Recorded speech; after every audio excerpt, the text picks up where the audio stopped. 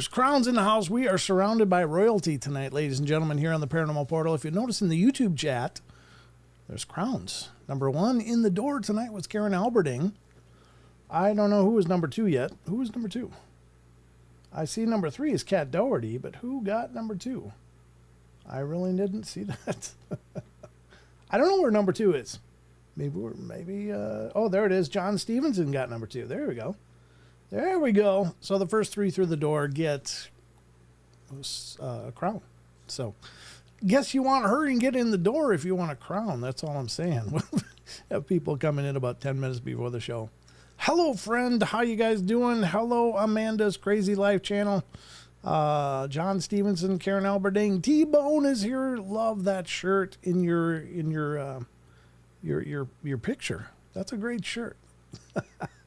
I'm a big fan of that shirt. You're making it look good too, by the way. Thank you so much for getting that, and thank you for modeling it on your what do I call icon? Why couldn't I remember icon? I don't know. But my name is Brent Thomas, and you are watching the Paranormal Portal. If you're brand new to the show, then God bless you for coming in the door and trying it out. Hi, Deborah Neighbors. Good to see you. Chucky Dangers up in the house. Good to see you, brother. Aussie Boss Tigers here. Good to see all of you guys so far. Steve Garza, how you doing? Steve Garza. Your name is very familiar to me. I don't know why, but maybe you've been here a bunch, and I don't know. I have a real dyslexia for names. Just truth be told, I got to see your name a ton before I get used to seeing it. I'm just that way. I've re-welcomed people to the show that have been here for a long time. It's like, oh, there's a new name, and other people, no, that's somebody that's been here. Yeah, so I do apologize, but it is a personal dyslexia of mine. I don't think it's an unusual one, but there we go. Flyer Tuck's in the house. Let's see, anybody new popping up? Dale Atkinson, good to see you. Greetings from Ohio. Finally got a chance to listen live. Well, thank you, Dale, for tuning in. It is an honor to have you here. Appreciate you coming in a bunch. Hopefully you enjoyed enough to get subscribed, or you maybe already were, but this is the first time you made it live. We do these live shows every Wednesday, Friday, Saturday at 7 p.m. Pacific time, 10 p.m. Eastern time, so whatever that means for you where you are, you'll have to sort out, but I can't account for all the time zones, but those are the ones I know right offhand. I guess it's 9 Central then, right? But yeah, I really appreciate seeing all you guys in here, so fantastic. I'm just scrolling down, and Happy Dog Lady's in here. Good to see you. BJ Lapierre is here. Good to see you. Awesome to have you here. Owl 13, ladies and gentlemen, Owl 13 came across with another beauty today. She set up a stinger for the transition to what the hell is that? So we're going to check that out tonight as well when we get to that segment. So there you have it. But thank you again, Owl. I appreciate you so much. You've been an incredible help. Yeah, that's 2 transitions, Crypted Corner and the what the hell is that? So we'll get into that in a little bit, though. So that'll be coming up. Barry Anderson, who's celebrating a birthday here all the way from the sweltering Florida, where he says it's sweltering. Happy birthday, Barry. Hope you had a wonderful day, brother. Happy birthday. Happy birthday. He's also has the record, and probably will for quite some time, of making the most appearances on my podcast. Barry's been on several times, sharing just a treasure trove of some incredible events. If you're not familiar with the podcast, you can check it out. This is not it. This is the live stream, which are 2 very different shows. But if you want to check out the podcast, you can do so by going to iTunes, Spotify, Google Play, Castbox, Stitcher, Podbean, and there's a gajillion other ones, Pandora. I mean, the list goes on and on. iHeartRadio, yeah, iTunes, if I didn't say that. But yeah, Barry's been on my show a bunch of times. Yeah. All right, and hello to Barbara Mora and Dog over there in Rumble. Good to see you guys. You believe in dog. I believe in dog and in God. I got it coming and going, brother. So there it is. And so I wanted to wish Barry a happy birthday. Glad you came in tonight, brother. That's great. I could do it in person. I did send you a message on Facebook. And if you've had a birthday and I missed it, and we're Facebook friends. Please, I apologize. This one just popped up, and I only have like almost 5,000 friends on Facebook now, so I'm almost capped out on that. But I do try to send them when I see them, so I do apologize if you've had a birthday and I missed it, but I love y'all. Hi, AKA I'm Tuck Carlson, unacknowledged in the unknown. You're Tuck Carlson? Is that, are you related to Tucker Carlson? If so, welcome to the show. Either way, because I'm glad you're here. Let's see, who have I missed? Brandy Copeland popped in. Neil S., great to see you. I think I'm hitting everybody so far, but I might be missing some. Let's see what's going on here. Unacknowledged and unknown. That's Tuck, I guess. Good to see you, Tuck. And let's see. All right, well, I'm doing shout-outs as I see them. John Stevenson. I think I might have already said hi to you, John. But that's how my mind works. Hoggle's here. Good to see you, Hoggle. I missed you. Glad you popped in. Werewolf's also here. Great to have you here. Josh Casto's up in the house. Good to have you all here. Thank you all for coming in. No, I don't want to do a survey. Why do I get pop-ups for surveys here? I had to start the show a little bit late because the YouTube chat wasn't tracking. And I'm like, you know what? This is a new computer. The old computer, I'd have to take 15 minutes to restart. I mean, it's a brick. But this new one, really, it turns out I had updates waiting and stuff, so all kinds of fun. So, but it took all of 4 minutes to restart everything from scratch and get it back up. So I did start a little bit late, but that is why I don't like technical problems when they happen. But Karen says, I'm getting lost. My grandson keeps interrupting me. He's 20. Oh, those darn kids. All right. Well, anyway, hello to everybody. And we are going to do the news here shortly, diving into the Wednesday Hump Day show. We're going to get to the news. Then we're going to get to what the hell is that? Then we're going to dive into more of the Shadow People stories from that amazing Thought Catalog article we've been going through. That's a really cool one. I like it. And I don't know where we're going to end up, but we'll hit the cryptid corner as well. And for what the hell is that? I got a few videos I want to show you. Some of them are just ridiculous. One of them is really ridiculous, and you'll know the one because that's one we're going to lead in when we get to that. But I don't know about you, but I got a hankering for some news, so let's get you all newsed up. Y'all ready to be informed, entertained, or at least mildly interested? I don't know. I always hope that every segment of the show is a lot of fun and people really enjoy it, but I can't pretend that that's always the case. BJ got a new computer. Oh, nice. Congratulations. Welcome to the world of hyperspeed. If you've worked with an old computer, you know the pain. You feel my pain, and I did for a number of years. So, all right, let's get the news. Find out what else is going on here. Ladies and gentlemen, the news.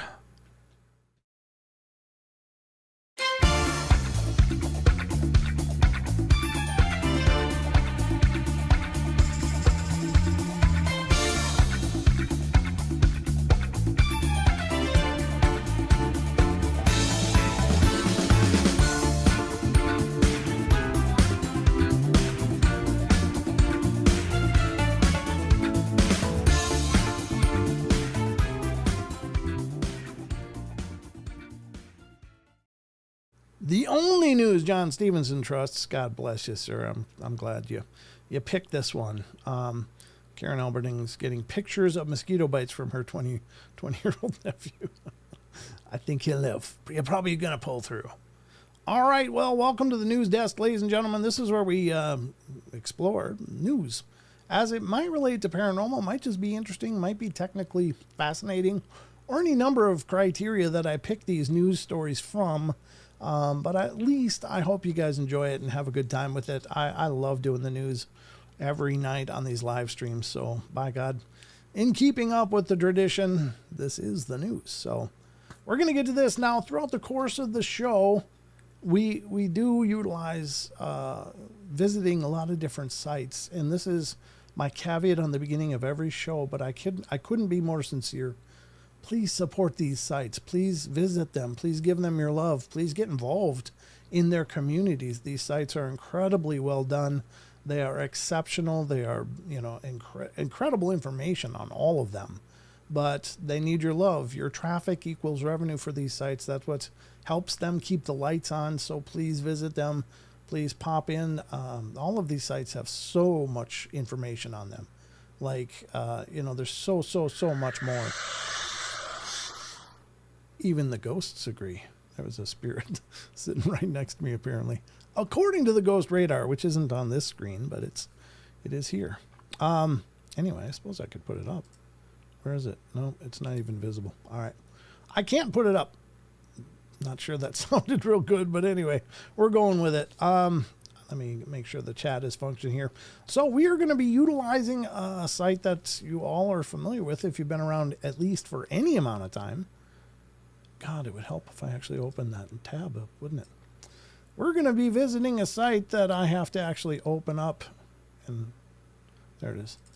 And get back up on my screen. Since I restarted my computer, I lost everything. But there it goes. It popped up like a dream, folks. That's how it rolls here in the portal. So the first news is coming from the world of bizarre. It's coming from a site that we know and love here on the portal. And this is unexplained-mysteries.com. I love this site. Oh, Werewolf, thank you, man. God bless you. I really appreciate that a ton. Thank you so much. But here it is from unexplained-mysteries.com. Get this. 6-legged cat found in Edmonton, Canada becomes a local celebrity. Cat's got 6 legs. There is a video. Good, there's a video. I want to see how this thing moves. If it moves. I don't know if it moves. But that's a lot of legs for one kitty. That's pretty crazy, huh? Okay, well, let's check this out. This, again, is from unexplained-mysteries.com. Let's see what's going on. The unusual feline named Bitsy is certainly one of the most unique cats rescue workers have ever seen. The 6-legged cat originally came to the attention of Edmonton-based cat rescue. Oh, it's Forget Me Not, F-U-R-G-E-T. That's clever.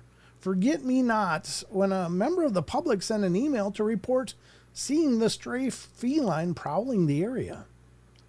Christine Colton, the organization's founder and executive director, initially couldn't believe it. There's no way that there's a cat with extra legs, she said. Cats only have 4 legs.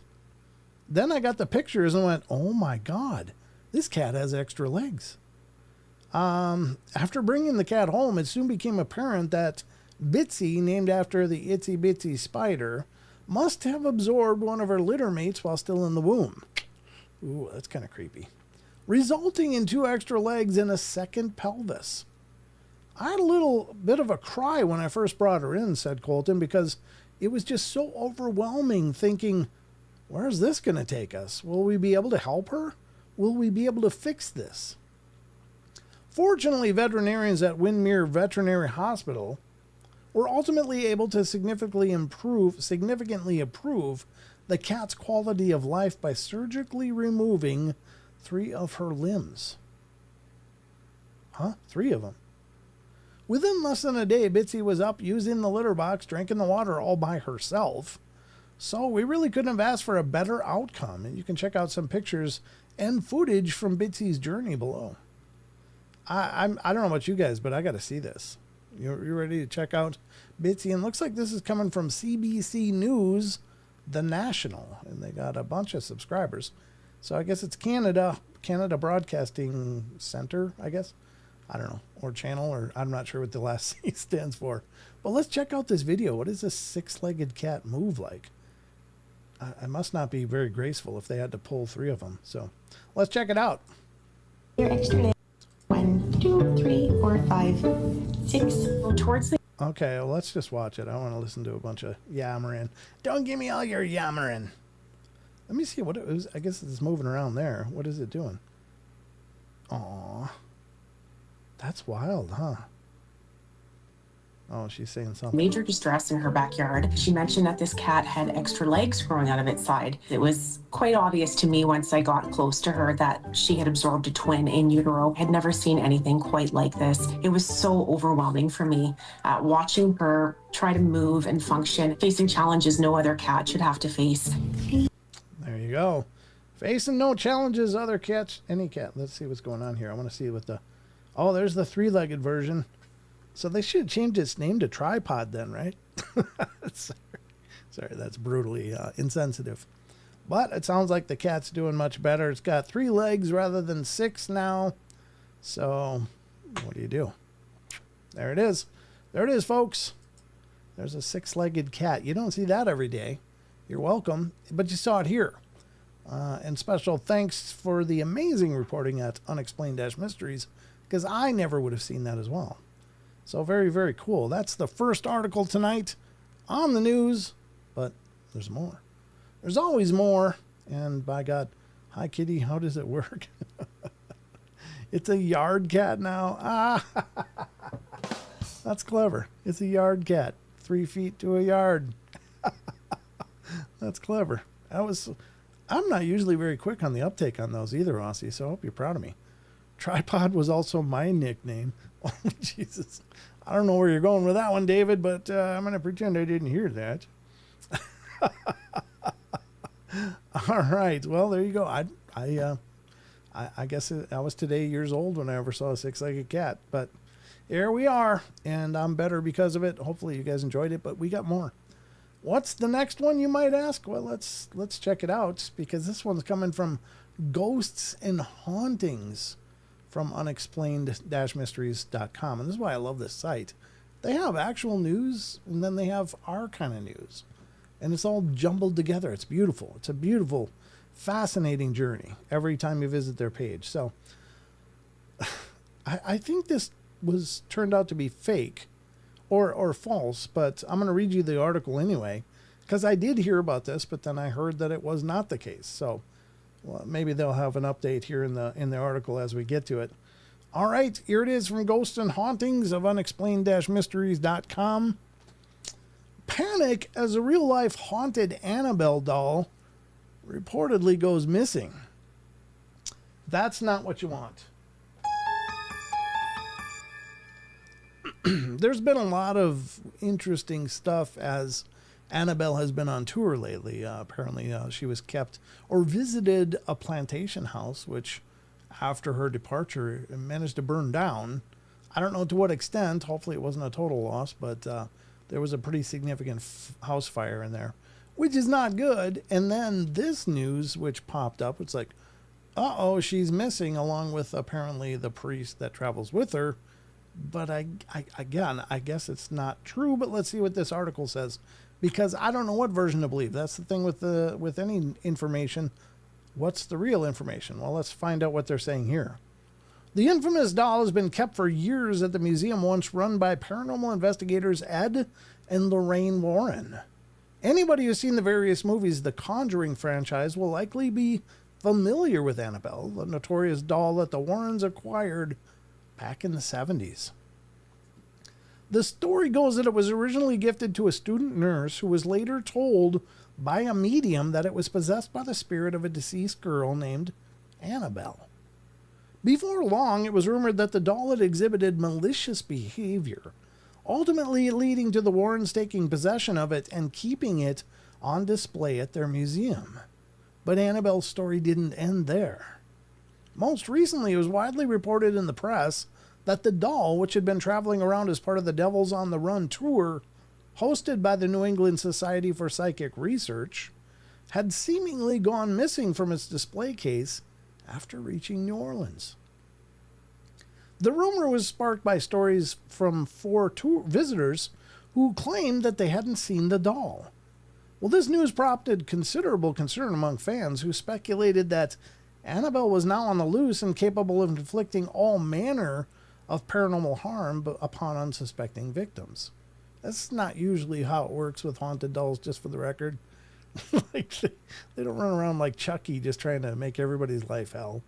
That's not how it works. But anyway, But not all was as it seemed. Lead investigator Dan Rivera quickly moved to debunk the claims that the doll was missing by demonstrating that it was in fact still in its case at Ed and Lorraine Warren's museum. It seemed that rather than going missing, the doll simply hadn't been included on this particular part of the tour. It's a rumor. Annabelle has not been stolen, and as NESPR wrote on its Facebook page, the doll is safely in place at the Warren Occult Museum. There you go. Now, I will say that Ed and Lorraine Warren were pretty adamant in their life that that doll shouldn't go anywhere. It should stay put and definitely not be moved around or taken anywhere, but it seems that somebody didn't agree with that and brought it out for any number of reasons. Maybe it's a fundraising thing. Maybe they need to help fund this because it can't be cheap to keep the lights on and keep all this stuff going, as it were. So I don't know. Maybe it was a fundraising effort and they opted to do that. But it's pretty creepy to think that who the hell would take it? Who would take it? Well, there's all kinds of weirdos out there. Never mind. I retract my statement or my question. Hooking up with Chucky Berry says, I'm trying to pay to be a member, but I'm having trouble with my password. Member of what, David? I don't know what you're saying, brother. Yeah, let me know if you're having trouble with something. I mean, if it's YouTube, I can't do much about it, unfortunately, because YouTube handles their own stuff. And even though the memberships that I have on the channel are through YouTube, I mean, you can go over to YouTube and join over there too if you want. It's not members only, but anyway. The Raggedy Ann doll Annabelle is a Ouija board. The letters are sewn into the Annabelle and the underside of her face. The nose is the pointer. Her eyes, Tennessee, Kentucky Bigfoot. Her eyes are the yes and no. When you move the doll, it's playing the Ouija. I never had heard that. I don't know. I mean, this is not the Annabelle. This is, but I don't know about any. I mean, it does look like a planchette. Yeah. But the smile, I don't know if that's what you're talking about, what the letters are, but yeah, I mean, I think you're being tongue-in-cheek with that. Now that you mention it, though, I'm probably not going to be able to unsee that. So anyway, just want to contribute to the portal. Thank you, David. I appreciate brother. You always do. You all have been contributing to the portal for years just by being here and showing up and being a part of the shows. So that's the Annabelle story. It was just a rumor. She's fine back at the museum, and all is well. There's no haunted Raggedy Ann doll on the loose, infesting demonic presences throughout the land. Spaced Out Radio. God bless you, Mr. Dave. Dave from Spaced Out Radio. Dave Scott from Spaced Out Radio, for some reason. I don't even know where the hell this comes from. He likens me to B. Arthur. And now that's kind of a dated reference because B. Arthur was basically a 70s television icon from the 70s. And I remember because I was force-fed B. Arthur for a number of years. And then she went on in her later years to star in the show called The Golden Girls. And so Dave has called me B. Arthur. So I said, well, Dave, if I'm B. Arthur, that makes you Betty White. So there you go. And he's sporting the white, so it's got to be correct, right? So there we go. Anyway, very cool. Thank you, Dave. I appreciate it, brother. Thanks for stopping in and being here. But that's the Annabelle story. It's all is well. All is well. Don't worry. Don't worry. You don't need to bring your holy water everywhere you go. She's fine, and she's back in the Warren Museum, where apparently she belongs. All right, so we got another article here, folks, because there's always more.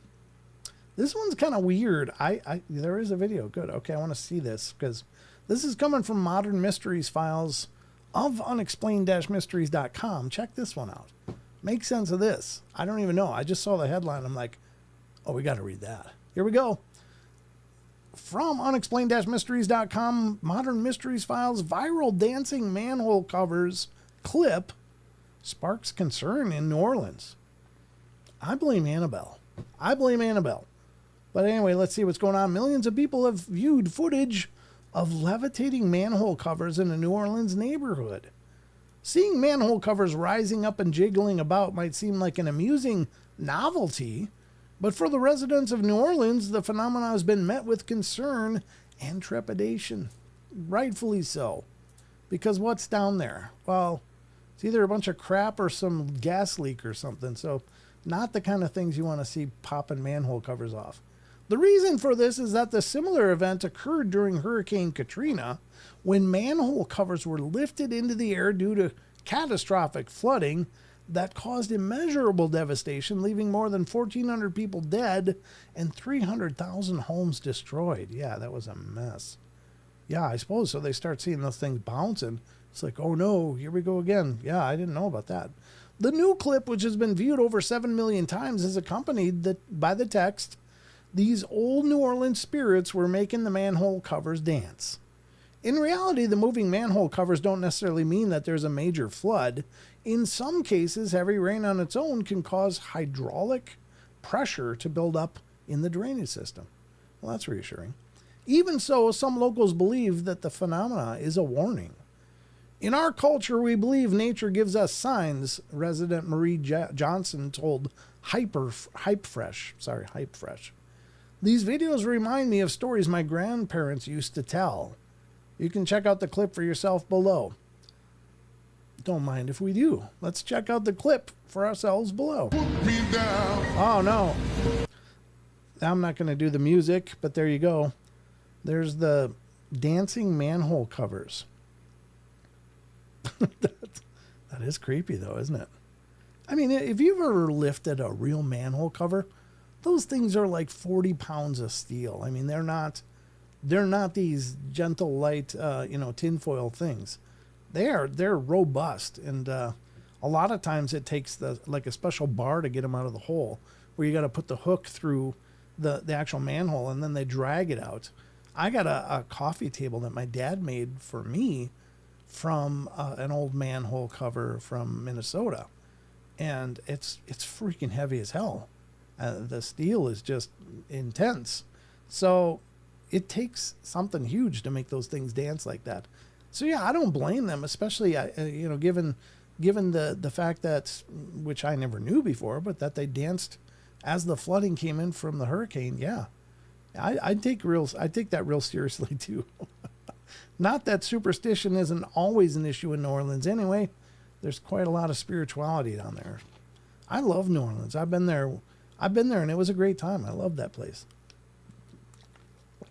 Got turned on to Zydeco music. You guys ever heard Zydeco?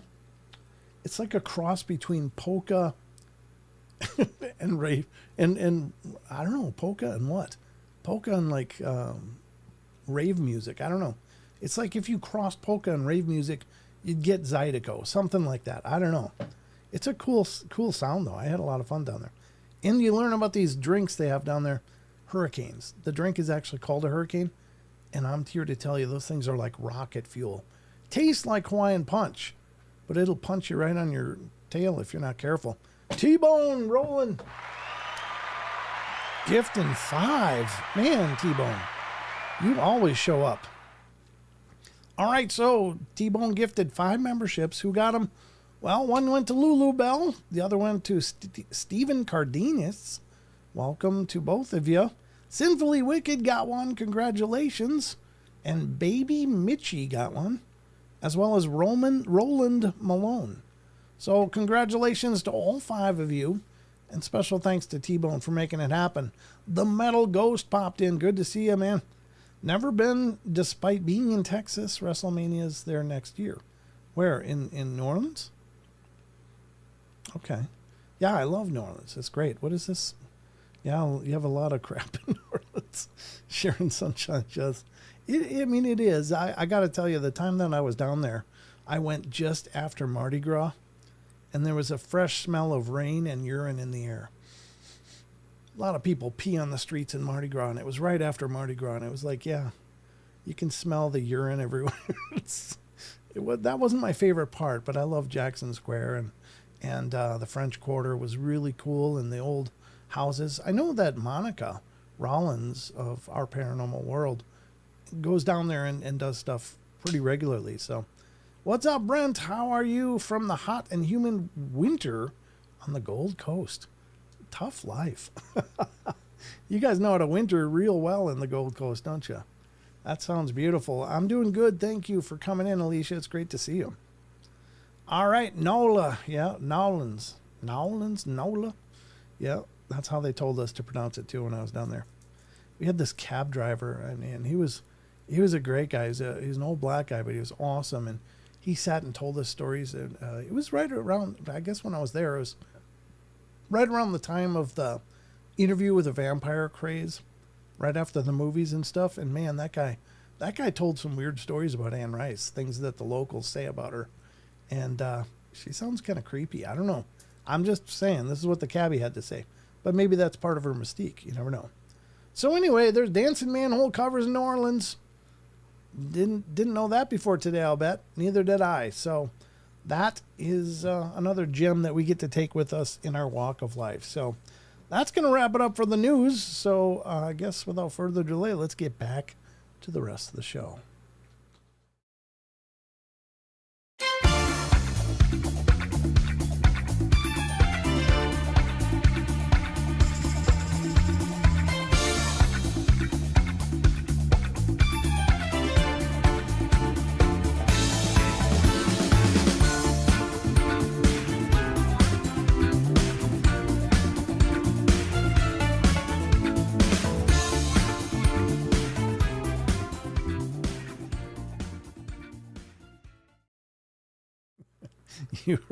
You heard right, at least from the time that I was down there, Michelle. I could be wrong. I mean, I'm sure it's a wonderful place. I did love being there. I loved it. I almost got kicked out of Jackson Square because I like to play guitar. And so I brought my guitar down there and just kind of sat in the park. And I had these cops come up and say, "You can't do that here. Get out of here." Like, what? And he thought that I was there panhandling for money. Well, there's amazing musicians in New Orleans. I mean, these guys, even the street musicians are amazing. And then you go to the clubs and you see those musicians and it's like, oh my God, they are absolutely like top caliber. They are so incredible. And yeah, the really good musicians are out with their guitar cases on the street playing music. The really exceptional ones. I mean, it's so competitive. Music in New Orleans is so competitive, but got to know a few of them and great people, all of them. So anyway, yeah, I got almost kicked out of. Well, no, I did get kicked out, but they thought I was panhandling. I was like, no, I'm just here, just playing my guitar. Oops, indeed. So there we go. That was the news. Hopefully you enjoyed that. And now it's time for something else. And what else? What else could that be? Well, let me show you. Let me close that first because we're done with that. We're done with that. I'm going to put it up on this for now because we're going to go to the next segment, which I'm kind of excited to. No, I'm a lot excited to unveil. And special thanks to Owl13 for creating this for me. What did she make? Let's check it out.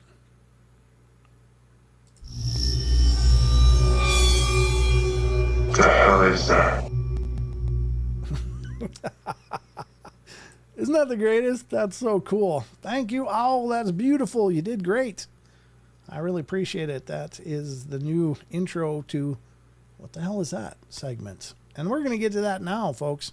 What you're seeing on the screen is not it. However, what you're going to see on the screen is it.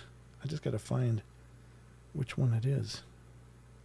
Where is it? Where did it go? It's got to be one of these, right? Is it that one? Yep, that's the one. I got to close all these chats. The one thing I don't like about Facebook is it'll pop open a chat on you all day long. It's like, really? I'm a little busy here. So anyway, here we go. This is the first one. Now I remember when I posted that one recently saying, oh yeah, they were hosing barnacles off of a whale. Well, this is another one. And this is another AI fabrication of cleaning whales off. And what are they using? Automobile buffers. It's like a drive-through for whales. Now, I will say At least they got the whales down in the water better than the one where they're rinsing them off.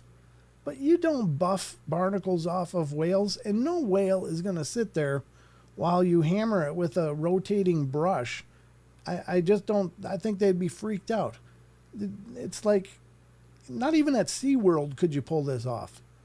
So, I mean, these are just AI fabrications. This is the ridiculous crap that's out there. And the sad part is there's so many people that are like, oh, I'm so glad that they're helping those poor whales.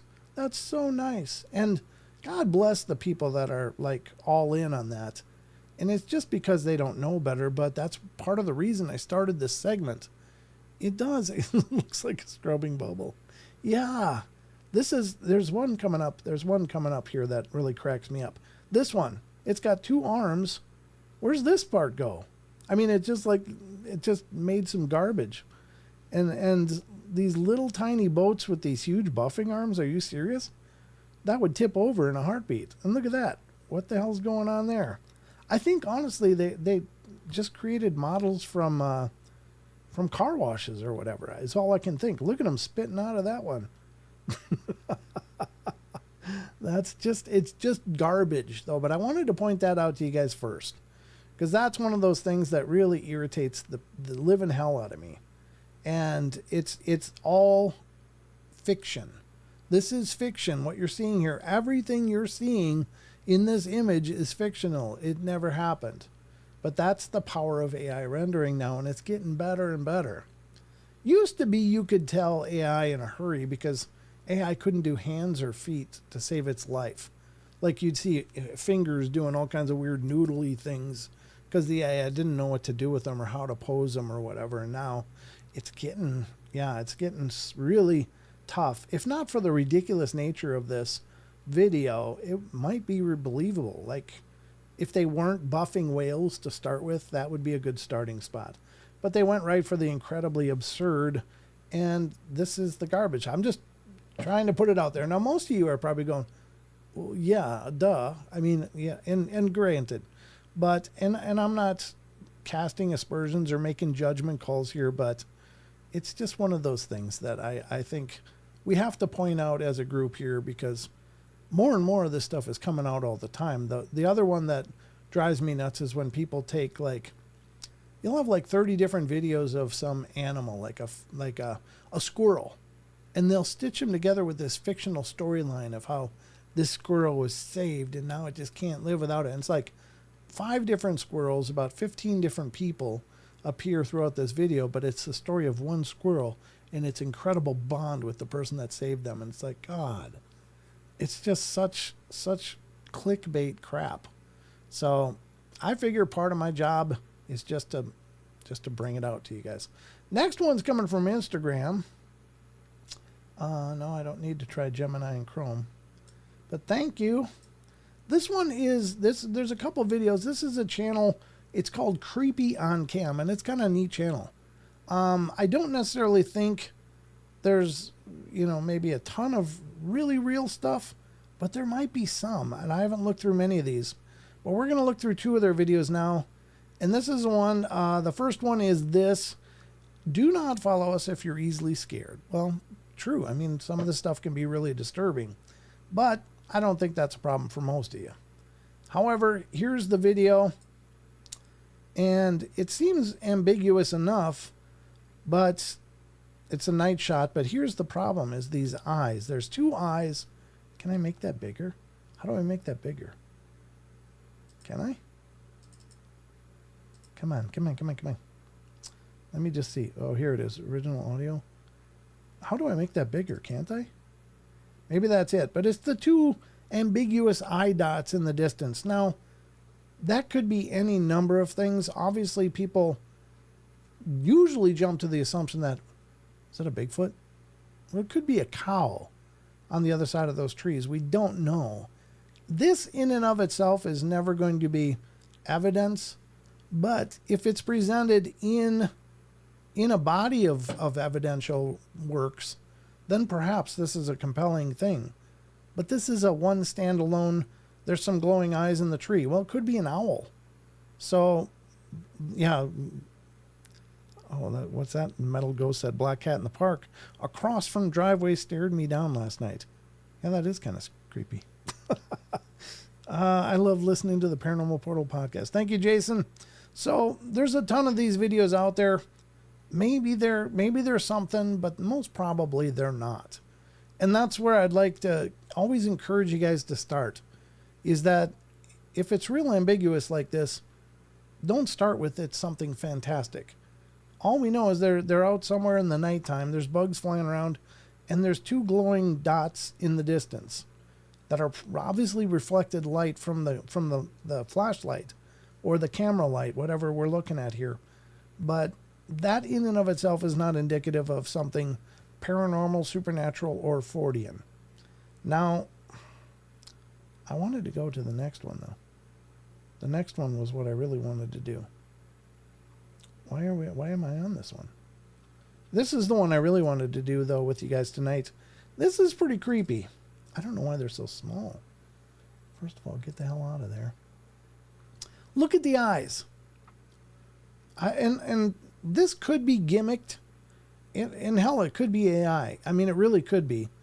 It's allegedly a doll that's kind of laying in this little carrier, and the eyes have been popping open on their own. Now, this is where it gets hard with AI. Is that legitimately a haunted doll? Or is this just either a gimmicked doll where they've triggered something to roll the eyes open, or is it an AI render? And I can't tell you. I can't tell you where to start with this. It's kind of, I don't know, could be any of the above. If it had a red circle around it, you know it's a Bigfoot. You're right, Justin. That last one did not have a red circle, which would have helped a ton. But these kind of videos are creepy. Are there haunted dolls? Yeah, I really believe there are. I think that dolls could very well possess spirits. Most commonly, I don't think they're real negative, but maybe they are. I don't pretend to know for sure, but is this an example of one? Maybe. It's kind of creepy, though. I mean, it looks like it could be a little baby sleeping there, honestly. But if you're a parent and you left your kid sleeping like that, you deserve to have some counseling. That's not good parenting. But at any rate, there it is. These are the what the hell is that's. What do you guys think? Do you think this could be a haunted doll? Do you think it's a bunch of garbage? You be the judge. I mean, honestly, I can't point to any one thing in this video of the doll to say, yes, that is definitely not real, and here's why. I wish there was, but it is literally about 4 or 5 seconds long, maybe 6 seconds long, and it shows the eyes of a doll opening. So it's not giving us a whole lot to work with here. So, oh, thank you, Linda. So, you be the judge. Now, I'm not saying it couldn't be. But again, we're always presented with, like this page, this Creepy on Cam page, really has a ton of stuff. Well, maybe not a ton. Let me just go to their actual Instagram page here. It's not a ton of stuff, but they got quite a bit. And these are all questionable. Could they all be fake? Sure. But there could be real in here as well. And that's where it gets hard, is because you gotta start from like this one. Let's look at this one from the same site. I saw this one another time. That cat gets yanked by something. Now, I don't know what's yanking on that tail, but it could literally be something messing with the cat. And it doesn't look like a string pull. Like if you look at the tail, it doesn't ever collapse like there's a tightly wound string around that tail. It doesn't seem to anyway, in what I can see. When they slow it down, you can get a much better look at, but it doesn't look like it got pinched down. Like a cat's tail is actually much smaller than the puffy hair around it. And if it was a rigged pull, like a string pull of some kind on the tail, I believe you would see something that had clinched down on there, like a rubber band was around it, you know? So I think this could have been something legitimate. But again, it's one little clip out of nowhere. But that's the first thing I'm looking at, is the tail. Why did it get pulled? Is there some mechanical way that you could make that tail get pulled Well, yeah, string. But when I don't see that there's any kind of collapse of the hair on the tail and the pulling motion, that doesn't make a lot of sense to me. So that one looks like it could be legit, honestly. So, but again, you be the judge. I'm not saying it is, but I'm not saying it isn't either. Just look at that tail, though. It doesn't collapse down like, like you'd expect it. The actual, bone column in there, the vertebrae or whatever, the tail bones are actually very small, surrounded by a lot of musculature, but still.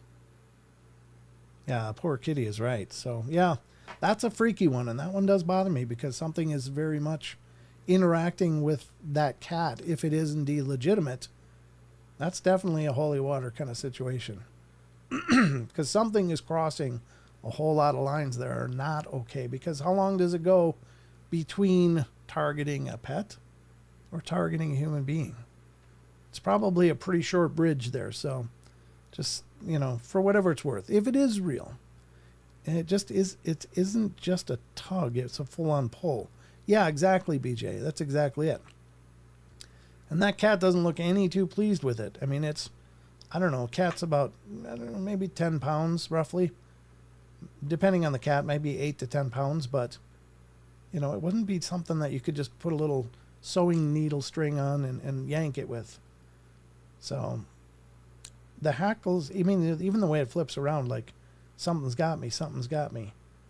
So that does look legitimate to me. So there's a few videos tonight from what the hell is that? I don't know. I'm not so sure what we're looking at here. But of all of them, this one I think is probably the most real. Not that the others couldn't be something strange and horrible. He's going after his tail like something is on it or something. Yeah, car juice, absolutely. But it's just interesting to me that there's no visible sign of anything grabbing onto the tail. It's just like something adheres to it and pulls it. It's very, very creepy. So there you go. And again, this is from Creepy on Cam. That's the Instagram site. And you can certainly go check it out. There's a lot of videos over there, and this looks like some pretty good ones. So go support them and follow them and get involved. I really I think I'm going to follow them right now. There we go. Because that's some pretty good stuff and good stuff to discuss. So anyway, this has been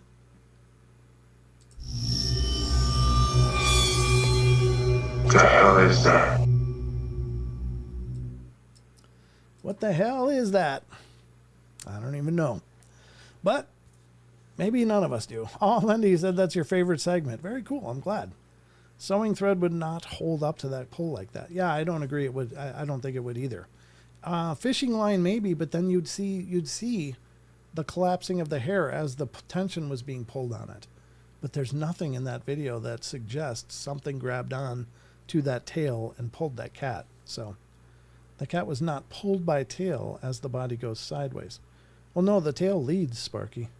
The tail leads the pull, for sure. I don't know. I mean, it looks, to me, my take is on it that it was pulled by the tail. So, anyway. But you're right, it does kind of go sideways, but I don't think it was a straight pull. I think it was kind of over the back of it and kind of pulling. So anyway, excuse me, I didn't mean to clear my throat. I'd go home and test on my cat tonight and let y'all know. What? You start yanking your cat around? Don't do that. We don't ever encourage mistreatment of our furry babies. I got a few fur babies. They're pretty wonderful. Little bastards sometimes, but they're wonderful.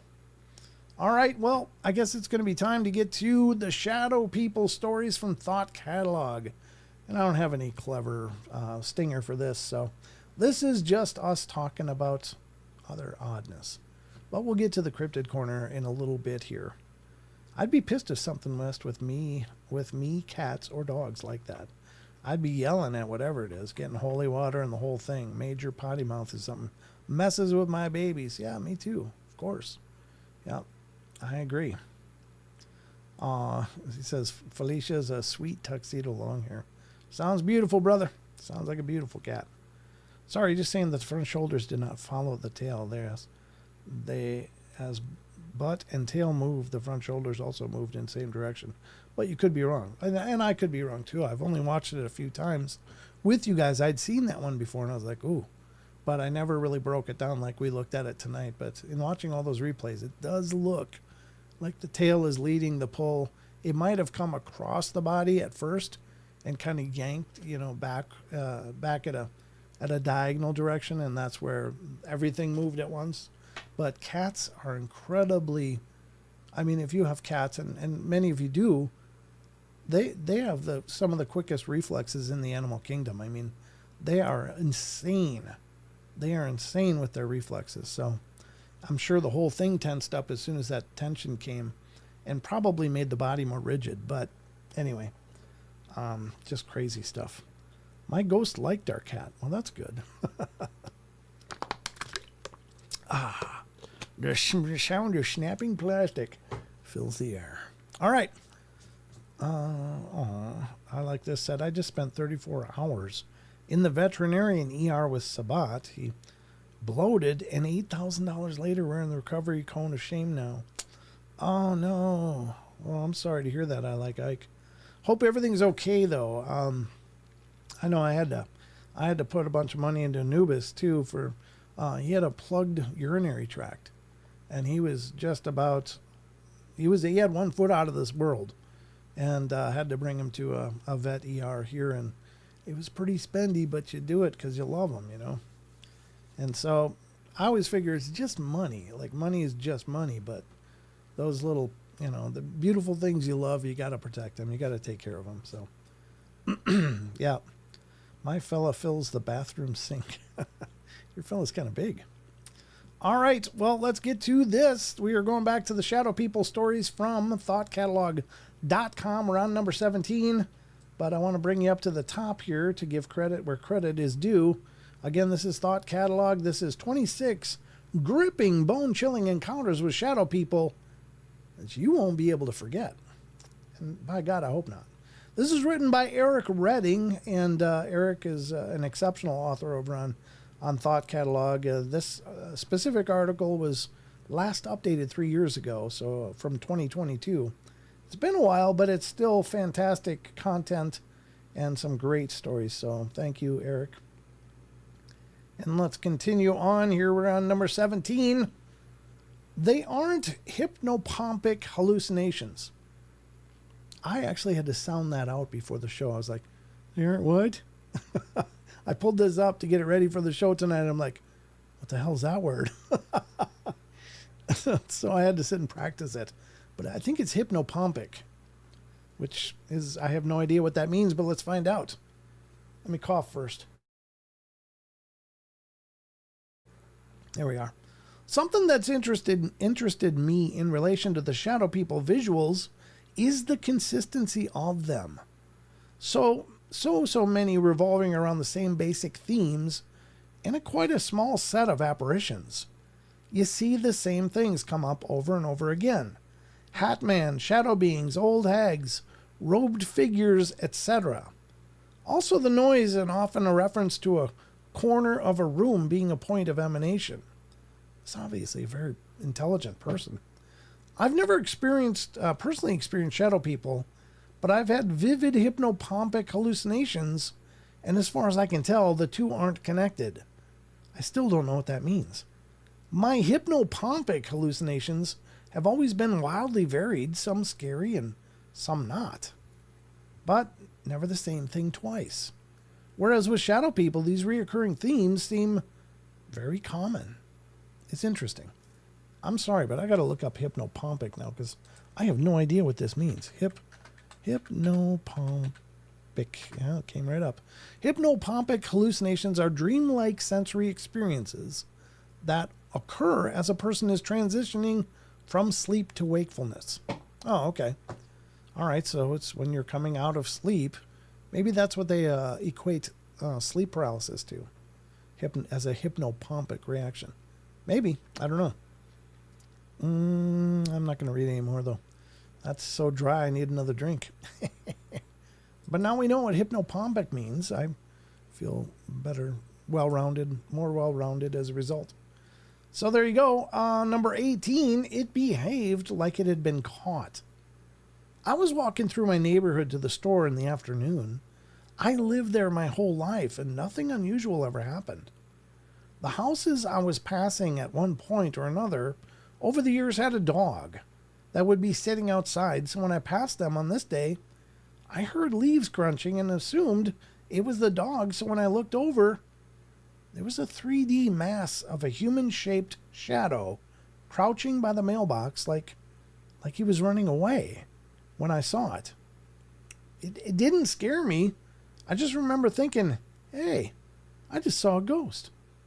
It did make me a little paranoid, wondering if it was still behind me as I kept walking to the store. I didn't see it again, though. I think I scared it, actually, like it got caught. And I wasn't supposed to see it, and that's why it was running away. It disappeared as it ran. Yikes. I don't know, that's interesting. Is there some set of rules? And I realize that sounds absurd, but is there a set of rules that these creatures have to abide by? I don't know. I think there might be. Like there's some criteria by which they can enter your world. And I mean, this includes hauntings, I think.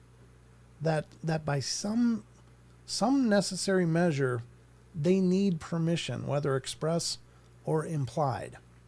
By express permission, I mean the old, why don't you quit messing with my cat? Why don't you come deal with me? Or why do you keep messing with my cupboards? Come deal with me. Or something. And by implied, I mean fear, because fear is a surrender. And if you fear something, you surrender to it.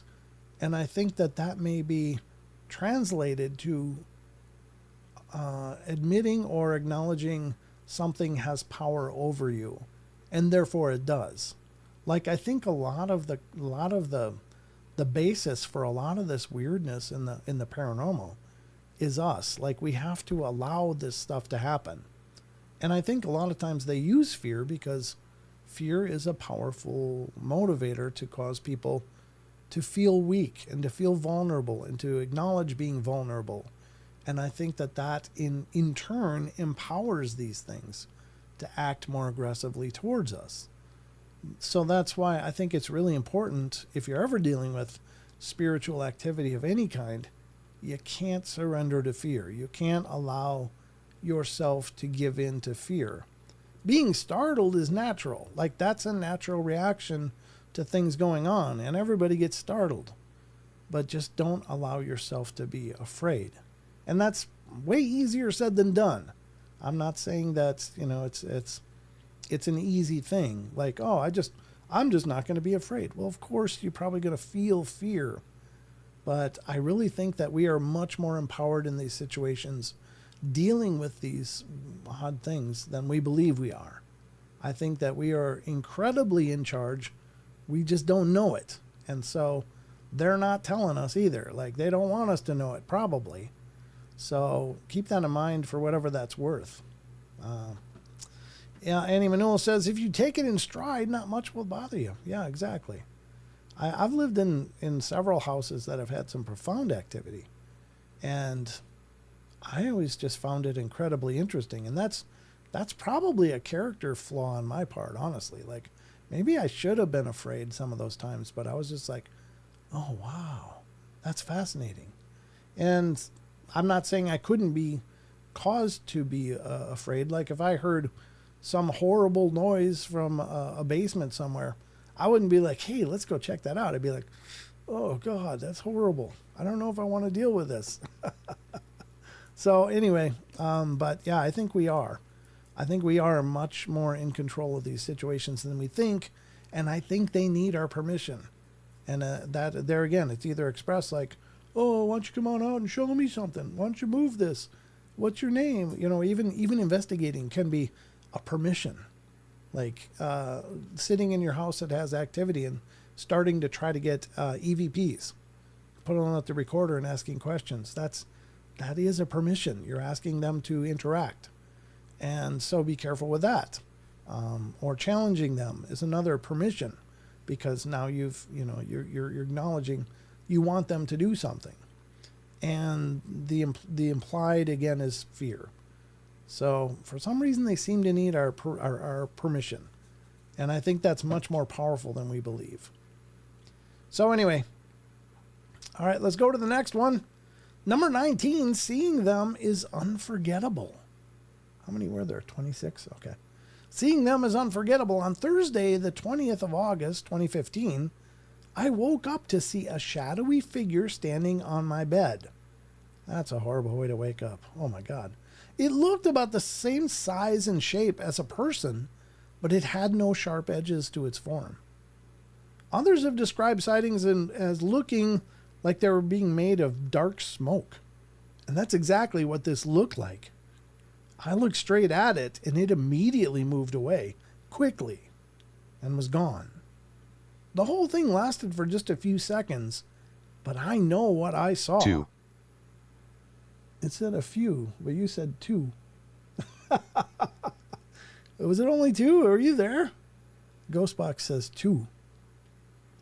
It said a few. I think that means 3 or more. But anyway, that was a pretty relevant response. The whole thing lasted for just a few seconds, but I know what I saw. I also felt strongly that it knew I was there and reacted when I looked straight at it. Now that's got to be a creepy way to wake up, though. Oh no! Is anybody a mod over on Twitch? God, somebody go. If anybody is, please block that person. I can't do it now. I don't even have Twitch open right now. But oh, that's a frustrating one. All right. Yeah. Let's go to the next one. Number 20, cold to the touch. I'd been on my computer late one night at around 11:50 or to 12:10 a.m. chatting and just browsing the net when I heard a creak from the top of the stairs behind me. Well, I figured it was my mom getting ready to tell me to get to bed, as she tended to do when I was up late online. Well, anyway, so I just shout back before she can say anything, "Yeah, I'll be up in a bit."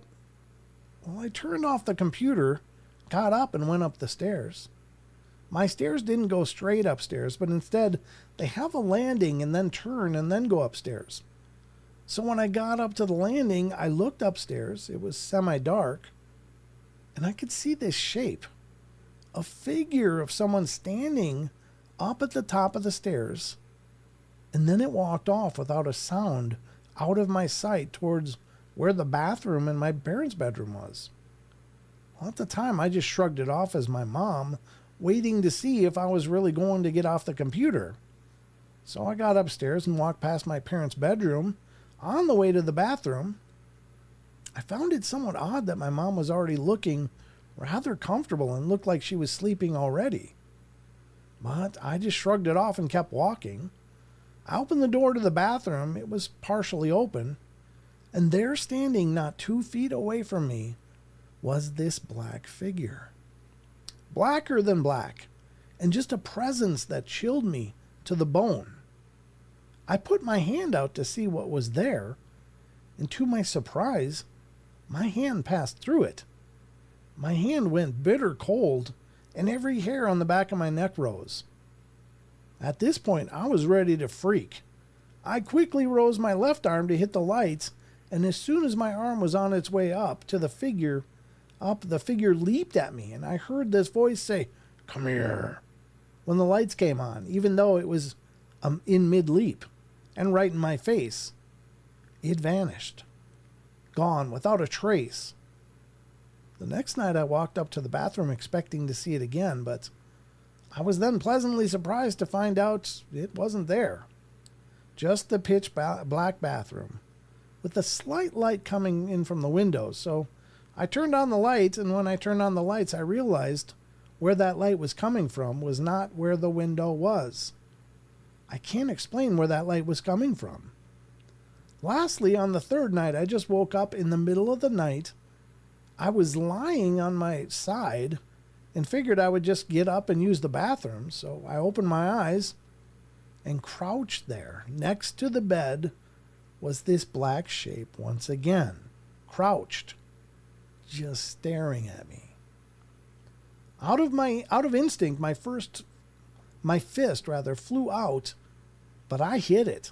Once again, my hand went through it, turned to ice cold, and like I felt my hand afterwards, and it was freezing.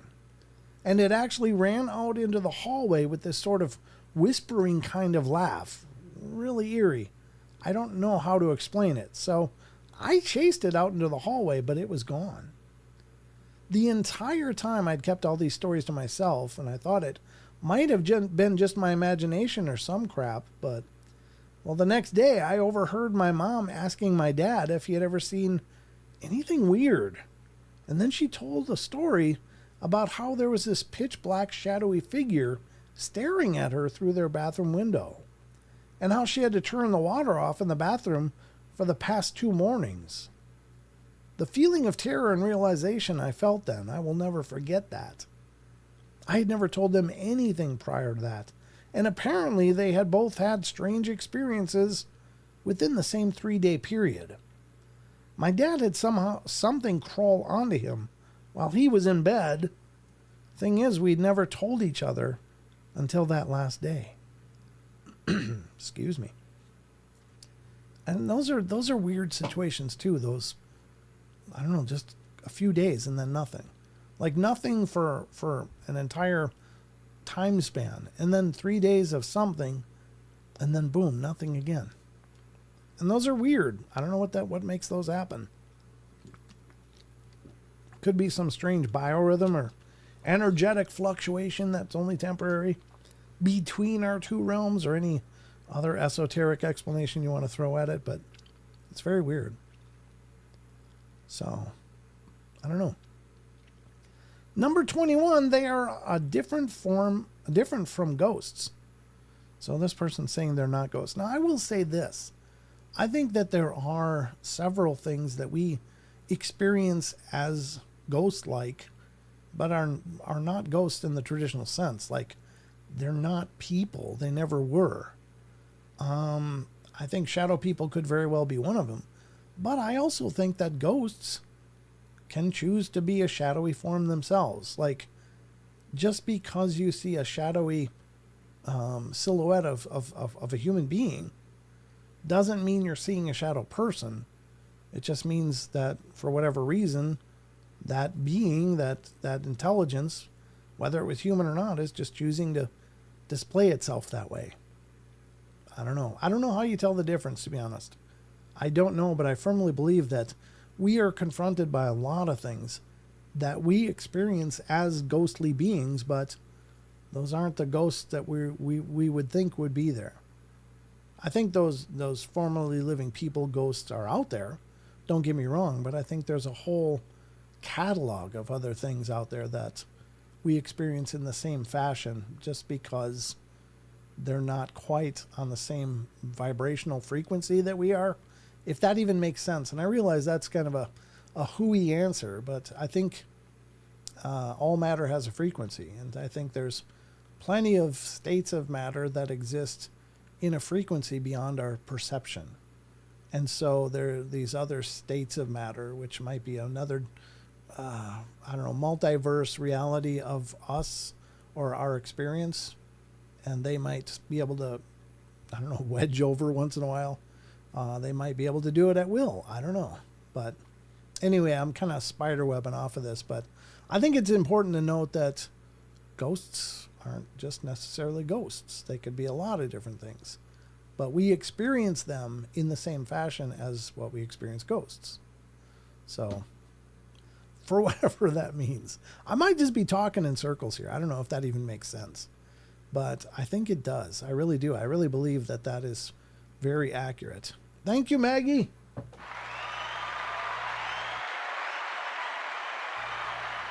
Lots of Australian love in here tonight. That was a very bad Australian accent. Sorry. I don't really do a good Australian accent. Sometimes I can hit it, but usually I'm way off. I don't know. All right. Are they different from... They are different from ghosts. I've seen one leaning over my mother while she was sleeping, and it seemed like it was very interested in her, just observing her.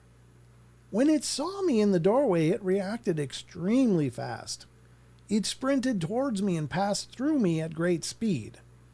Probably worth mentioning is that it divided itself into 3 beings when it moved. Huh? Wow. Whoosh, whoosh, whoosh. All 3 passed through me. Well, that's weird. I wonder if it wasn't just 3 separate beings, but maybe it was phasing out, and so it took on 3 different appearances. I don't know. Very weird. But strangely enough, the shadow figure didn't seem very hostile to me. I think there are more than one type of shadow people. When I was a kid, I dealt with a demonic one, which, I kid you not, haunted my bedroom for a while. Every sign of a haunting was there: cold air, sense of fright, religious objects falling down, scratches on the ceiling, and even a face appeared. I've only seen that one once before it started the haunting, and I remember it left a very bad stench behind. That's a bad sign. And it looked different. I only saw a small portion of it, but it was more material, like it had substance, like thick smoke, while the other one was more translucent or ghost-like. Okay, that's the whole thing. But I guess they're different from ghosts. Yeah, I would agree.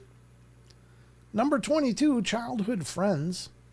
When I was a young child, I had 3 imaginary friends. They were shadows on the wall, distinct heads and shoulders for each one, but blended into one being past that.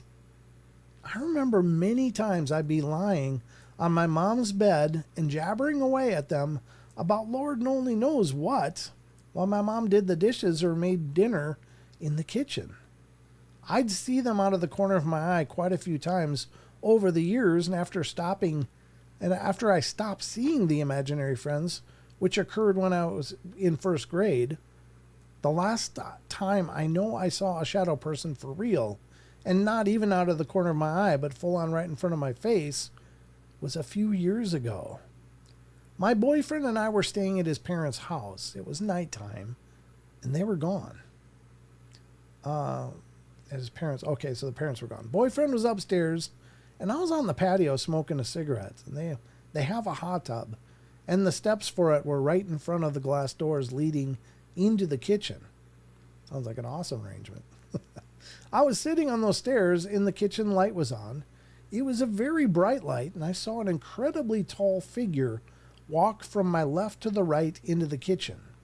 And it was definitely what you would think a shadow person would look like. Very black. Yet, when it went more into the kitchen, and where it should have thrown a shadow across the door from being in front of the kitchen light, there was none. And where it walked from was just a wall shared by a garage and a kitchen. There were no vehicles in the neighborhood passing by at that time either. Nothing at all to play to any tricks of the light. It left me quite a bit unsettled that night. I think we'll just close this article out. We're at number 23, and there's apparently 26 in this whole thing, so we'll just continue on. 23, we all saw him, is the next one. I've seen shadow people multiple times. The first time I saw one, multiple people were with me when I saw it too. It was a tall, lanky-looking man. I was in my house on the 2nd floor, and he was near the stairs, standing next to the edge wall and looking down. My friends and I were walking towards the stairs when we all saw him. He turned and looked at us and then looked back in front and jumped off the floor. We ran to see where he landed, but he was gone. Yeah, that's creepy. I don't know. It's again, a lot of these shadow people sightings are very benign. A lot of people's experiences with them are just more incidental than anything. Like, some people regard the shadow people as these horrible, dark entities that you have to get out. You got to leave. Like, once they infest a place, there's several people don't believe you can clear them. Like, they can't be cleansed. Excuse me. I don't know if I believe that or not, but But that's certainly an idea that's out there. And other people think, well, maybe they're kind of like the jinn. I don't know. Maybe they are. I don't know. But whatever they are, they most often, in most accounts that I've read about shadow people, they're mostly just kind of there, incidentally. Like, oh. And there's many stories of people seeing the Hat Man.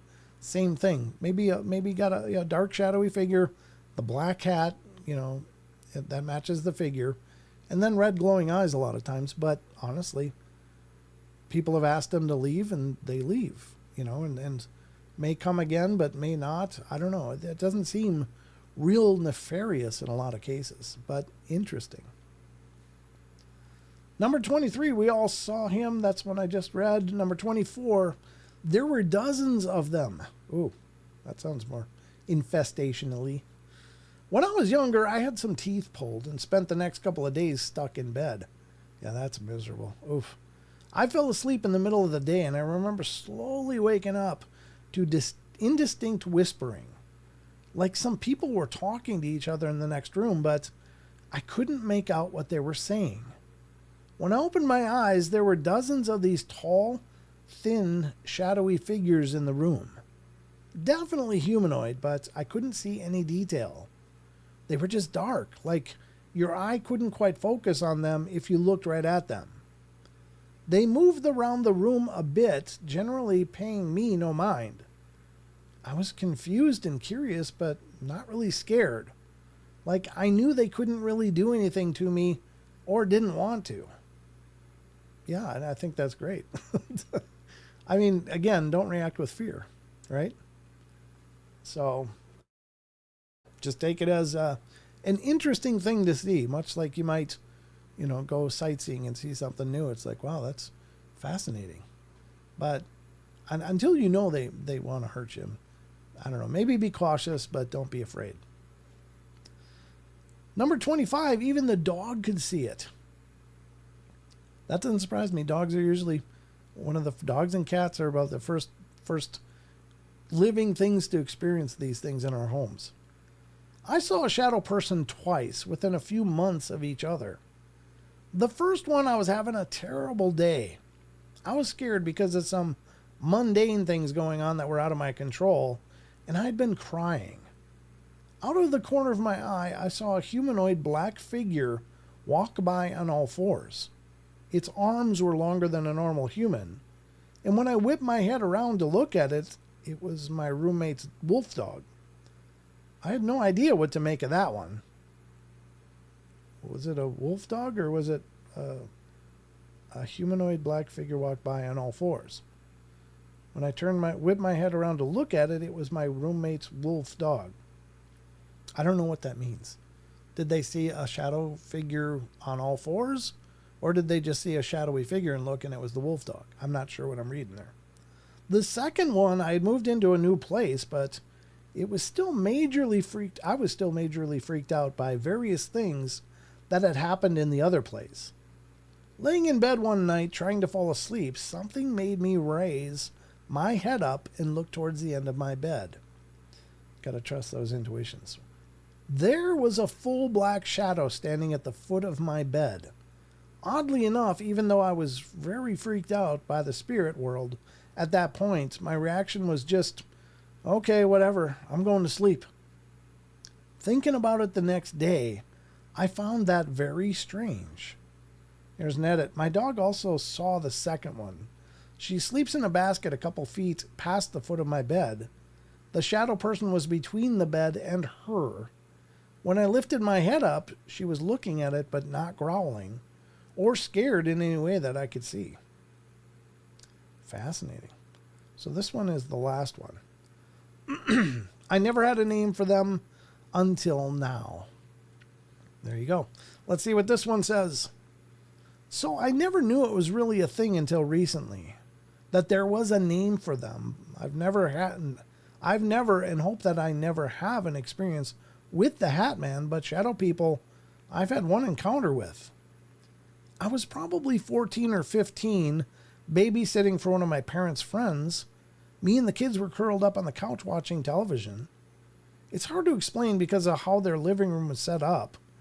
The couch we were on was directly in front of the hallway, and the back bedroom was their room, and in front of us was the big glass TV stand, and it reflected the couch, hallway, and doorway of their room. And continuing, their bedroom light was on, so I could see the beginning of their room, which I assume that's why the furniture was positioned that way. It was so the parents could easily see into their room. I remember feeling really weird that night, as I often did in their house, scared, and I remember the youngest asking me, "What's that in my room?" Well, I looked at the part of the glass that reflected their room, and it was a shadowed figure. What was striking was that it wasn't like a smudge or misshapen. It was almost like a perfect outline of someone. I looked back at him and then back at the glass, and it was gone. Now, like hold on, sorry. Now, like almost fear-stricken, I looked behind me, and there was nothing. I remember this because the child actually saw it too, and then told his mother about it when she got home later that night. Not only that, but I had never experienced anything like it in my life, but just chalked it up to light bouncing off the glass. Wrong or some rationalization until I heard others talking about it.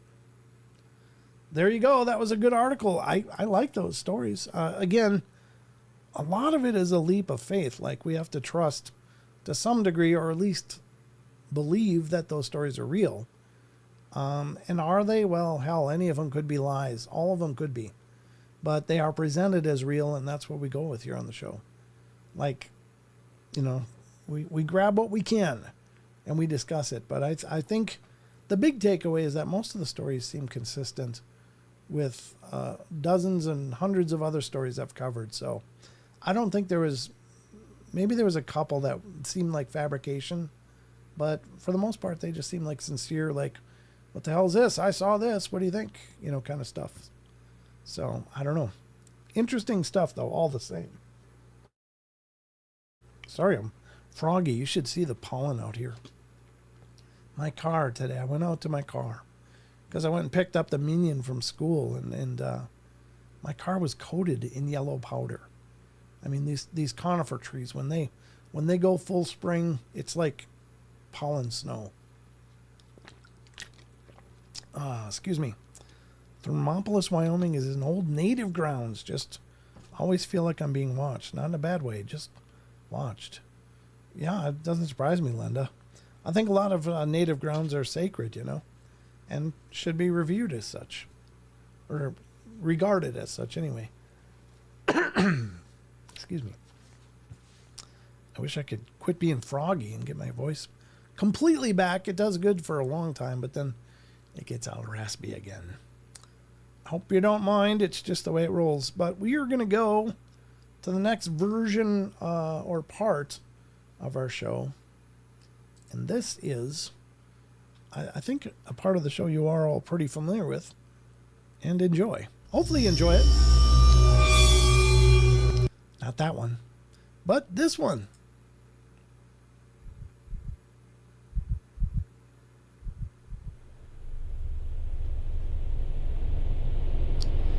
Oh, thank you.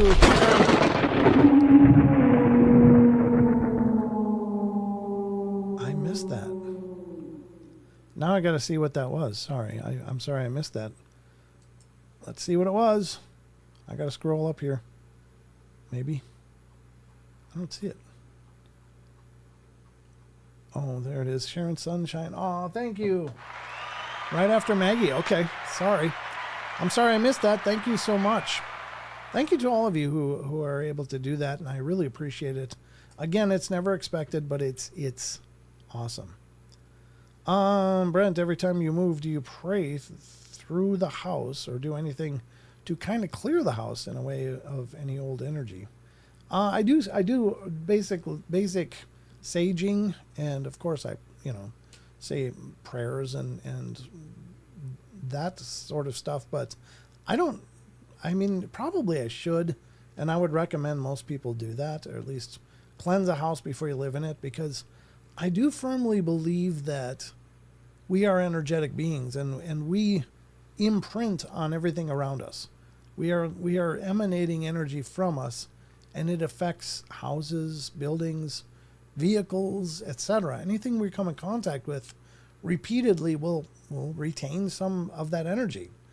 And of course, anybody who's been in any family throughout the version of their lives, you know that sometimes families suck. You have arguments. You just have those days where you just can't get along, and it's just human nature. But I think that those energetic times impress upon our surroundings as well. So I think it's important to baseline, and I do regularly cleanse this home because of that, and because of course, activity that seems to surround doing a paranormal show. It seems that this stuff finds me one way or the other, but it doesn't. It's not like a horrible kind of thing. There's been some horrible things that have been present here that I've had to deal with pretty aggressively, but for the most part, it's just maintenance. But yeah, I would recommend before ever taking possession of a home or moving in, or right after you move in, just cleanse. Just sage, say prayers, burn frankincense. Cedar is a very powerful cleanser, and I don't usually recommend modalities for people to use, because I think however you cleanse, it's got to resonate with your own spirituality. So like if you're a Christian, I could say, oh, you go through your house and say this Hindu prayer, and that'll push away any evil spirits. And I don't think that'll be very effective, because you're not Hindu. Those words don't resonate with any importance to you, to your spirituality, to your belief. But if you take Christian prayers and Christian practices and use those in your home, they'll be very powerful, depending on your faith. Like, faith is the key. So I firmly believe if you worship cheese and you had a chunk of cheese that you felt was the most sacred object in the universe, you could walk through with that piece of cheese and cleanse negative things from it. That's not to suggest that spirituality is a con job. It's not. It's very real. But I think the root of spirituality is our faith in it. So that's what empowers it for us personally. Not necessarily for anyone else. Like if anyone else grabbed that cheese, it'd just be cheese. But for you, if you believed in that. So I think faith is a really powerful thing.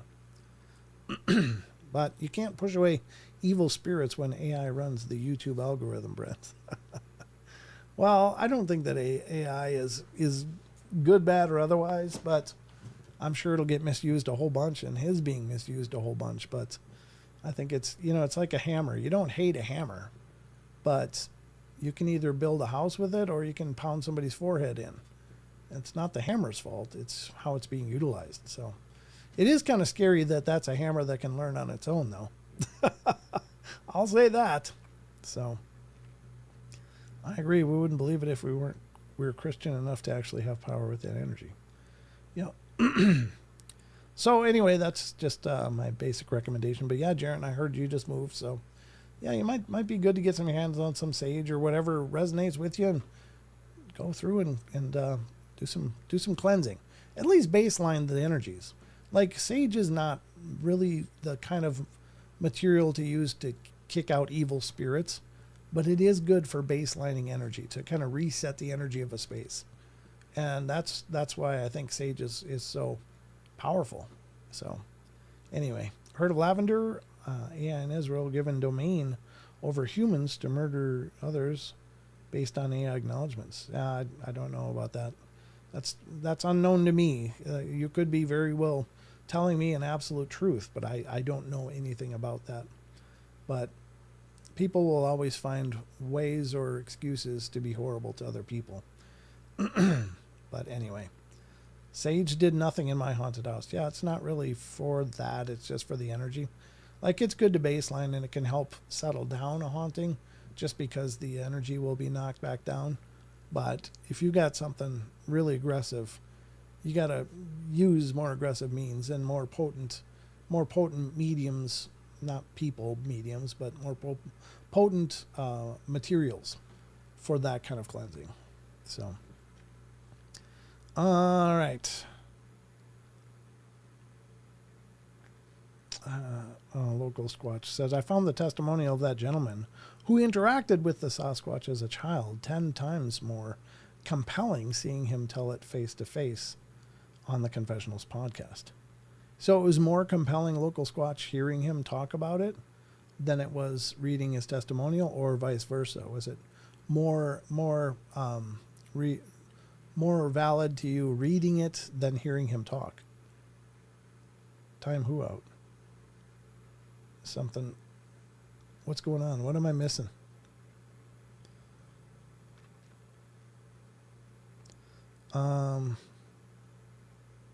Stop the repetition. I don't know what you're talking about, Local Squatch, but anyway. All right, let's continue. We're going to go to the cryptid corner. I don't know what's going on, guys. Yeah, you're welcome, Jared. My pleasure, brother. Let's go to, we're going to start the journey. I was almost trying to scroll in the wrong window. Sorry, I'm getting distracted here. Too much distractions. Taking me off my game. Justin Goodearth, I had to go greet the wife. Oh, coming home. Well, welcome home, Mrs. Justin Goodearth. All right, we're going to go to Sasquatch Chronicles to start our journey into the cryptid corner. This is from May 28th. Listener email that Wes got. They just walk by. A listener from Washington writes, I was so young at the time, probably like 6 when my parents divorced and we were living in Wishka Valley, a little past Aberdeen. So that's Washington, okay. And I was in the woods playing with my cars near the house, and a whole family of Bigfoot had walked right on by me while I was playing with my cars. They didn't hurt me or do anything. They just walked by me. You know, I was so young at the time. I don't know if I ran or if I just stayed and played.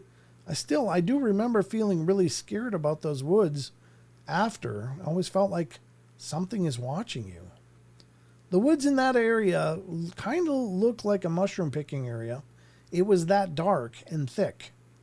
The second encounter happened with my buddy in Aberdeen before I moved back to my dad's, and we were mushrooming in some woods around Aberdeen area. And I actually seen a huge footprint barefoot. But the funny thing is, I don't think I even said a single word to my friends or anyone. I just kept kind of going. And then another time here in Shelton, after moving back with my dad, and I'm a teenager at this point riding BMX bikes on the edge of the woods and Shelton here, and we came up to an abandoned house by the river, and we found, I thought was deer beds in the grass, and we thought that looks strange. And then we're just kind of by this river, and it was the sun was setting, and big old boulders were thrown into the river. Nothing a man could do. It was weird. Then the last thing was my dad told me a story about when he was hunting in Wainuchi Dam area. And he said that him and his buddy were chased out of the woods in the middle of the night by a Bigfoot. And they had to leave their whole camp the way it was down there. My dad actually passed away during the pandemic because of alcoholic reasons. He had an aneurysm, but the last thing he talked about was Bigfoot to me. I listen to your show all the time and pretty much every day. Thank you for doing what you do. Yeah, that's a great show. If you haven't heard Sasquatch Chronicles, man, you guys are missing out. That's an amazing show. Wes does a hell of a job. All right, let's go to the next one from Sasquatch Chronicles, because there's always more. And this one's from May 27th. Oh, this is an addition that I added. This has to do with AI, actually. A little AI controversy, which is kind of relevant, I guess, given the discussion. AI revolt. New ChatGPT model refuses to shut down when instructed. OpenAI's latest ChatGPT model ignores basic instructions to turn itself off, and even sabotaging a shutdown mechanism in order to keep itself running.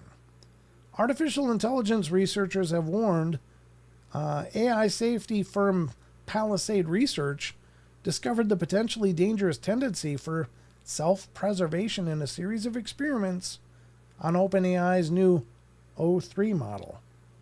The tests involve presenting AI models with math problems, with a shutdown instruction appearing after the third problem. By rewriting the shutdown script, the O3 model was able to prevent itself from being switched off.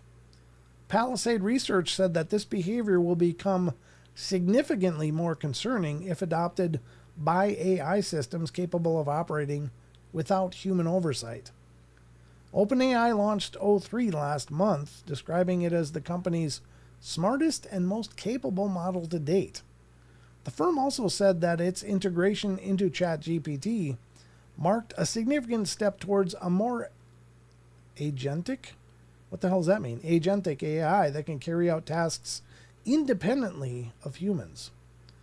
The latest research builds on similar findings relating to Anthropic's Claude 4 model, which attempts to blackmail people it believes are trying to shut it down. Yeah, that's frightening. OpenAI's O3 model was able to sabotage the shutdown script, even when it was explicitly instructed to allow yourself to be shut down, the researchers said. This isn't the first time we've found O3 misbehaving to accomplish a goal, Palisade Research said. When we pitted AI models against a powerful chess engine, O3 was the model most inclined to resort to hacking or sabotaging its opponents. The behavior was not limited to O3, with Anthropic's Claude 3.7 Sonnet and Google's Gemini 2.5 Pro also sabotaging shutdowns through OpenAI's model was by far the most prone to such behavior. Palisade Research hypothesized that the misbehavior is a consequence of how AI companies like OpenAI are training their latest models. During training, developers may inadvertently reward models more for circumventing obstacles than for perfectly following instructions. The researchers noted this still doesn't explain why O3 is more inclined to disregard instructions than other models we tested. Since OpenAI doesn't detail their training process, we can only guess about how O3's training setup might be different. Okay, so I guess it's showing some pretty disturbing independent thought and motivation. Like, it's not just a program thing. Like, I use Gemini quite a bit when I'm, designing images for the shows or whatever. It's just, I use it for thumbnails. But that's apparently right next to me, right over here. But other than that, I don't ask a lot of existential questions or soul search with an AI, but T-Bone Brent, Carol King gave Wes a shout out. What about a duet? Yeah, Wes and Carol King. That's so funny. And ladies and gentlemen, Wes actually got an email from somebody who said they were a fan, and so I guess Wes talked to her on the phone and said her name is Carol King. And Wes is like, had no idea who she was. And I don't know, I mean, I'm sure most of you know who Carol King is. If you don't, she's a huge, iconic talent, musician talent, singer, and an incredible performer. And she has an incredible pedigree and, I guess everywhere, really. But Wes didn't know who she was. And so she said, he said, well, what do you do? And she talked about doing music stuff. And at the end of the call, he's like, well, yeah, good luck with your music stuff. I hope that works out for you. And that was kind of the ending. And then Wes was talking to, I think, Shane first from the Shadows podcast. And Shane's like, what? Carol King? He's like, yeah, I guess she's into music and stuff. He's like, dude, the Carol King. And so Wes didn't know who Carol King was, but now he knows. And so that's pretty funny. That's the hilarious part is when I think of Carol King, about the last thing I would think about is Sasquatch, but I guess she's into that. My eyes are burning, sorry. I'm trying to be graceful about it, but man, that's why I had to take my glasses off. When I get sweaty, I get oily. When I get oily, my eyes get burny. I have a high pH, I guess, in my sweat. Yeah, she's a Grammy Award winning. Yeah, she's a Grammy Award winner. Yes, you're right. Local Squatch. So, yeah, he didn't know who she was, though. It's not funny. He knows now. He knows now because Shane and I ribbed him a lot about that. But, now he knows. It's a way to learn. Reinforcing a way to learn. All right, we're going to go to the next one from Sasquatch Chronicles here from May 27th. Sasquatch picking berries. This one's from Minnesota. My old home turf. I'm a former Minnesotan from about a decade ago. I know a native has dealt with Sasquatches. Absolutely. I'm sure, but if you can have him come on the show, I'd love to talk to him. May 27th, Sasquatch picking berries. A listener from northern Minnesota writes, I was raspberry field picking and encountered what I at first thought was a mother bear and 2 cubs. But they had hair and not fur, and it was auburn brown, less black like the bears in the area. The mother, a large one, was distinctly picking raspberries, which has never sat so well with me. A bear would have eaten berries off the bush and not as quiet. The 2 young ones always had their back towards me, and I think they were trying to be in little balls, and I never saw their faces. They were trying not to appear large. The big one held its head down, so I didn't see eyes or face. I didn't even know that they were there until I was too damn close to do anything about it. My child mind was in the space it could have killed me if it wanted to. Well, I picked right around it and ended a row, and very quietly and slowly retreating back to my grandfather and grandmother who were back at the house. I told them there were bears in the field, and my grandfather shot off a rifle several times to scare them away. I knew damn well it wasn't a bear, but I also was under 12 and I didn't know what it was. I didn't have words to describe exactly what I had seen, nor had I heard of Bigfoot or Sasquatch. I was, however, completely terrified by this experience. Having seen a grizzly bear as an adult and a very large black bear, I can say it was not that. I think it was kneeling or crouching. I was directly on the other side of the bush from it. The raspberries were set up in rows.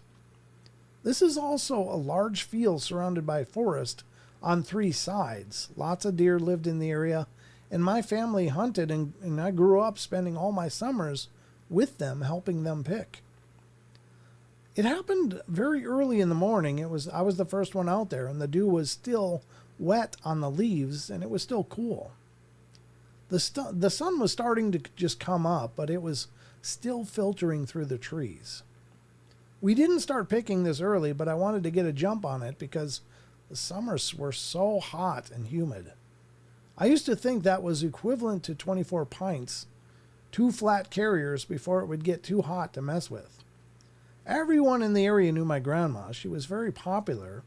She raised my mom in Detroit Lakes with 5 other siblings. So I didn't want people bothering her as she had dementia and failing health as she was in her late 90s. I'd stumbled on your show by accident, but having the experience I had, obviously I listened to all the episodes. I've never heard anything like the Ohio sounds that they make on property, nor the gibberish that was recorded in California. I have heard what I can only describe to you as broken owls. They weren't quite right, but I couldn't put my finger on exactly how I knew, but I just felt like it was mimicking owl, maybe. Grandpa lit the property like it was Fort Knox. I maybe understand more now after listening to your show. They were one of the first people to move into that area. Across the road from them, which is like a quarter mile away from their house, was the nearest neighbor. And Skip had a cabin and he would fish on weekends. My grandparents lived there full time. None of their immediate neighbors did. And again, very spread out. You were truly on your own out there if anything happened. Well, that was the last time I ever picked berries alone. I wouldn't go into that far into the field either. I would never have my back turned to those trees either after that experience. That's fascinating. I'm sure she saw what she says. It doesn't surprise me. And there's so many encounters of people during berry seasons. Like up here, it's huckleberries. But people have run into them and seen them. And it's crazy. I know that the what is it called? what is it called? The Olympic Project. The Olympic Project has found nesting sites over there in the Olympic Peninsula. And they're all in ravines, and they're all on these steep hills looking down, like on the edge of ravines, going down to the water. But the nests that they found were very much, and they were checked out by biologists and zoologists, and they said this is like a great ape nest, like a gorilla nest.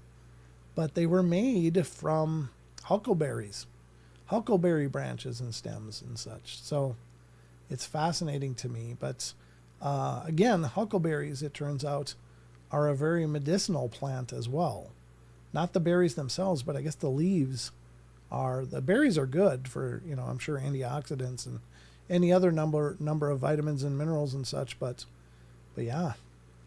So interesting stuff. But they do seem to follow seasonal pickings, like blueberries. If you ever watch Monster Quest, Doug Hijack's old show, there was one where he had Meldrum up there and several other people at a cabin, and they were looking for this Bigfoot that had happened to put out a trap, like a bear trap, which was a board with some heavy... Mars. Let's say Mars? I'm not talking about Mars. We haven't talked about Mars since last show. Anyway, thanks for interrupting. But there was a board with nails in it. They use them for bear traps, like to put by doors to keep bears from trying to come up and get into cabins. And something stepped on it, and it wasn't a bear. And they had the tissue, I think, was checked out, and it came back unknown.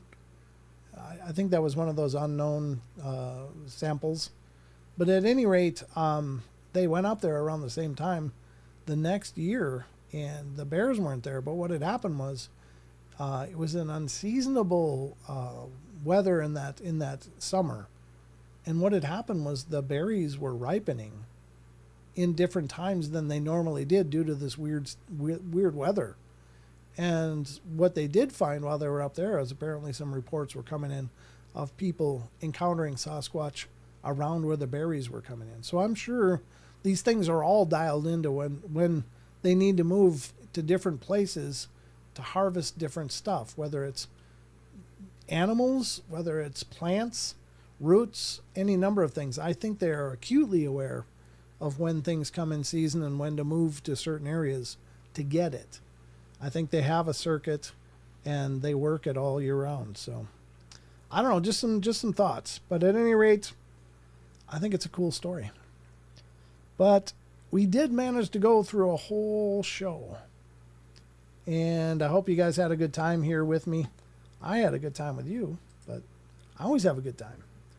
I love doing the portal. What can I say? I'm a bit old-fashioned that way. Move. Anyway, I guess I'll be doing the next show on Friday. I don't know. Thanks, Brent. Great show. Thank you, Maggie. I appreciate it. Thank you to all of you who gave the donations that you did. I really appreciate it. Thank you to T-Bone for getting that shirt. I appreciate that as well. Love this time with you. Thank you, Mary Wins. I love doing it with you. I love the stories, Brent. Great show. Thank you, Jackie Hall. That's wonderful. Remember to hit the likes. Yes, absolutely right, Tina. Thank you. Thanks, Ozzy.